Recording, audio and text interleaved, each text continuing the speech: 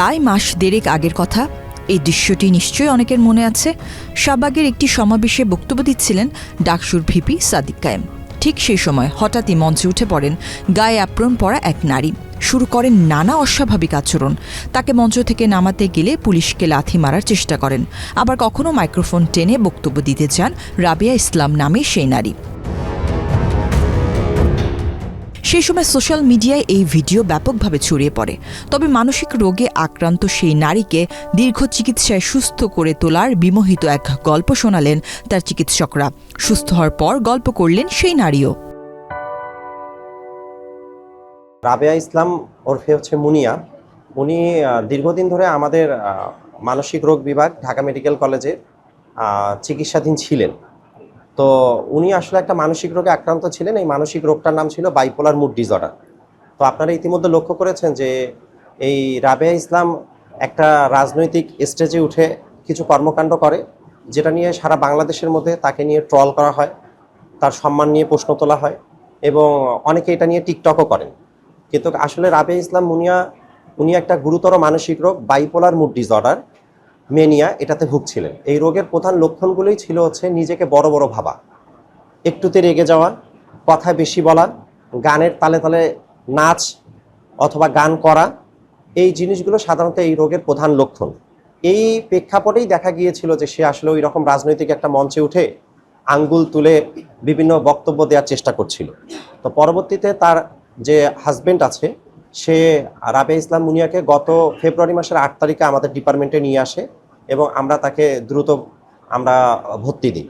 এই ভর্তি দেওয়ার পর থেকে রাবেয়া ইসলামকে নিয়ে আমাদের একটা যুদ্ধ শুরু হয় এবং সেখানে আমরা আমাদের যে ডক্টররা আছেন, জুনিয়র ডক্টররা বিশেষ করে, তারা একটা ব্যাটেল লাইফে পদার্পণ করেন। তো দেখা যায় যে প্রত্যেকটা দিন এমনও দিন গেছে আমাদের যে কোনো দিন সে আমাদেরকে লাথি দিছে, কোনো দিন থুতু দিছে, কোনো দিন আমাদেরকে প্রচণ্ড পরিমাণ গালিগালাজ করছে, কারণ তার রোগটাই ছিল এই ধরনের।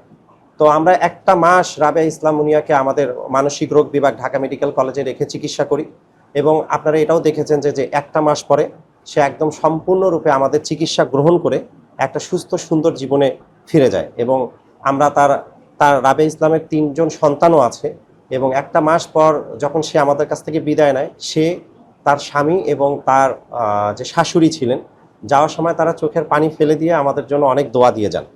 তো আসলে এই কেসটা আমরা একটা চ্যালেঞ্জ হিসেবে নিই। এই জন্যই চ্যালেঞ্জ হিসেবে নিই যে বাংলাদেশের মানুষরা জানেই না যে আসলে মানসিক রোগের ধরনগুলো কেমন বা বাইপোলার মুড ডিসঅর্ডারটা কেমন। এটা না জানার কারণে দেখা গিয়েছে যে একটা এই মেয়েকে নিয়ে বাংলাদেশে অনেক ট্রল হয়েছে। তো দেখেন, মানসিক রোগীরা আসলেই খুব অসহায় থাকে এবং এদের জীবনটা অনেক কষ্টদায়ক হয় এবং এদের পরিবারের জীবনটাও অনেক কষ্টদায়ক হয়। তো আমাদের থেকে একটা কি মেসেজ হচ্ছে সবার জন্য যে আসলে এইরকম মানসিক রোগীদেরকে নিয়ে কখনোই কোনো ট্রল করা বা টিকটক করা উচিত না, বরঞ্চ আসলে এটা কাউকে নিয়েই করা উচিত না, প্রথমত। দ্বিতীয়ত হচ্ছে যে মানসিক রোগের চিকিৎসা নিলে যে মানসিক রোগী সুস্থ হয়, আমাদের সমাজে এখনও একটা কুসংস্কার যে মানসিক রোগী সুস্থ হয় না। তার সবথেকে বড় প্রমাণ হচ্ছে রাবেয়া ইসলাম, যে সম্পূর্ণরূপে সুস্থ জীবনে ফিরে গিয়েছে। নাম্বার 3 হচ্ছে যে আমার যে ডক্টররা আছেন, এই ডক্টররা এই কেসটাকে এত গুরুত্ব সহকারে নিয়েছেন এবং সর্বশেষে দেখা গিয়েছে যে তারা সুস্থ করে তার পরিবারের হাতে রাবেয়া ইসলাম মুনিয়াকে ফেরত দিতে পেরেছে। তো সেই জন্য আমরা বারবার বলছি যে মানসিক রোগের চিকিৎসা গ্রহণ করুন এবং সুস্থ সুন্দর জীবনে ফিরে যান। সাধারণত মানসিক রোগ যে কারণগুলোতে হয়, সে কারণগুলোর মধ্যে অন্যতম কারণ হচ্ছে একটা স্ট্রেস। ঠিক আছে না? স্ট্রেসফুল লাইফ ইভেন্ট যে আমরা বলি বর্তমান সময়ের জন্য, এটা একটা অনেক গুরুত্বপূর্ণ কারণ।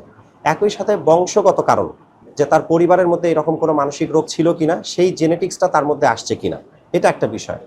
এছাড়াও দেখা গেছে যে আমাদের যে ব্রেন বা আমাদের যে শরীরে যে প্যাথোলজি আছে, সেই ব্রেন প্যাথোলজির মধ্যে কোনো ধরনের কোনো আপনার অ্যাবনর্মালিটি বা অস্বাভাবিকতা লক্ষ্য করা গিয়েছে কিনা, এই যে বিষয়গুলো আছে, এইরকম অনেক বিষয়ে এখানে ঘটতে পারে। অথবা রাবেয়া ইসলামের জন্মটা কেমনভাবে হয়েছিল, সে মায়ের পেটে যখন ছিল তখন কোনো ভাইরাসের ইনফেকশন তার মধ্যে হয়েছিল কিনা, এরকম বেশ কিছু গুরুত্বপূর্ণ কারণ আছে যে কারণে যে কোনো ধরনের মানসিক রোগ তৈরি হতে পারে।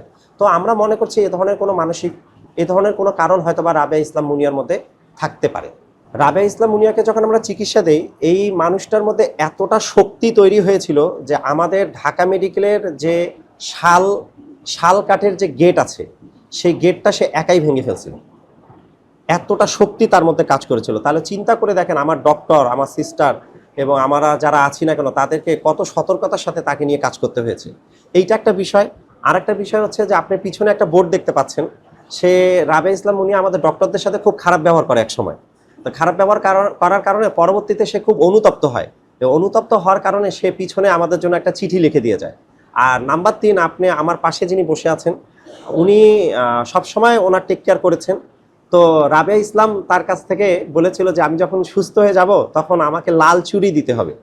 তো আমার এই ডক্টর তার জন্য লাল চুড়ি কিনে নিয়ে আসে এবং সে যেদিন চলে যায় সেই লাল চুড়িটা তার হাতে রাবেয়া ইসলাম দেয় এবং রাবেয়া ইসলামও আমাদেরকে একটা ছোট্ট গিফট দিয়ে যায়। সে আমাদের জন্য স্ট্রবেরি ফল কিনে নিয়ে আসছিল। তবে এইখানে আরও 2জন মানুষের কথা অবশ্যই আমার বলা উচিত, তার যে হাজব্যান্ড আছে এবং তার শাশুড়ি। আমি আসলে এরকম হাজব্যান্ড শাশুড়ি দেখিনি যারা এত সাপোর্টিভভাবে রাবেয়া ইসলামকে সুস্থ করার জন্য আমাদেরকে আপনার সাপোর্ট দিয়ে গেছে।